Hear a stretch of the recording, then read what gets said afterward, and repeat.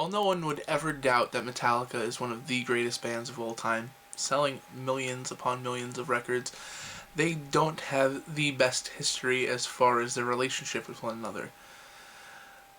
With James and Lars writing most of the lyrics and most of the music, it's kind of a two-man show with, obviously, or arguably, depending on who you talk to, the most talented member of the band, Kirk Hammett, playing a side role in the entire thing, and with Rob, their newest bassist, who joined the band in 2004, basically just along for the ride. It wasn't always that way, but as the world turns, Metallica has become something completely different than what they started.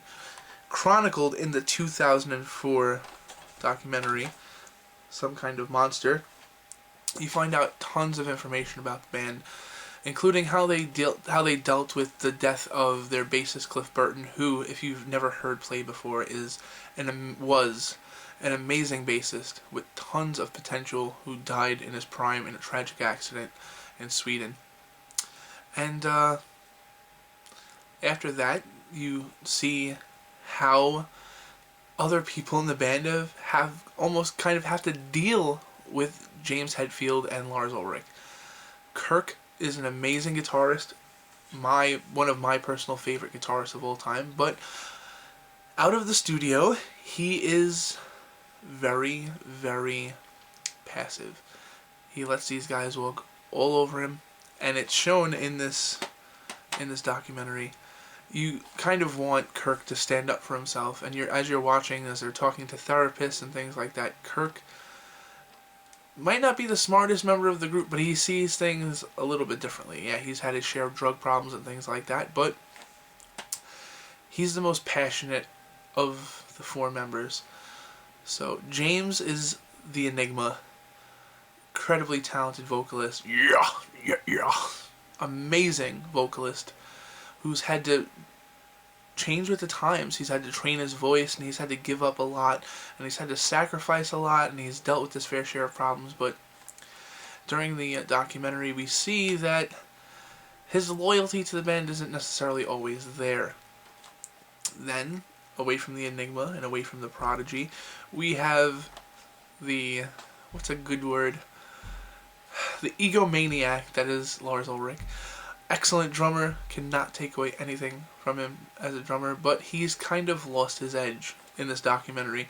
You see him bidding on paintings and selling his paintings and talking to his father about his music, and this is not the same drummer that just wowed us 15, 20 years ago. And I mean, it happens.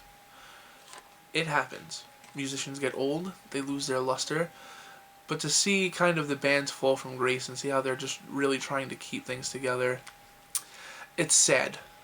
It's sad to see the way that they communicate with each other. It's even worse when their former lead guitarist, Dave Mustaine, who is in Megadeth now and a founding father of Megadeth, ironically one of the top metal bands of all time, right under Metallica, and you see how his life has been forever ruined by his ouster from the band, and how he has never fully recovered from it. And you see he joins them in therapy, and this is a guy whose band has sold over 12 million records, and he's saying that his career is nothing because he got kicked out of Metallica. Moments like this make Some Kind of Monster an excellent, excellent documentary. After that, after these old trials and tribulations, the band goes in search of a new bassist to replace Mr. Newsted, who ends up joining Ozzy Osbourne's band, and you see them playing with various people, and then Rob comes in, and he eventually fits, and the new album comes out, and they act like the band is back together, so to speak, and everything's back to the way it should be, but let's be fair here. There's been tons of trials, tons of tribulations, and the band will never be what they were before.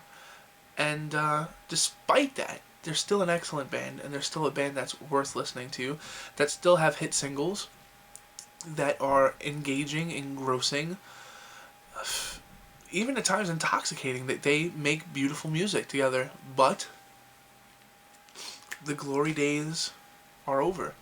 And after watching this documentary, you understand why. So for that, Some Kind of Monster is a one-of-a-kind music documentary. It's something that you won't see on VH1 Behind the Music. It's that raw, it's that gritty, and it's worth every single second of your time. Yeah, yeah.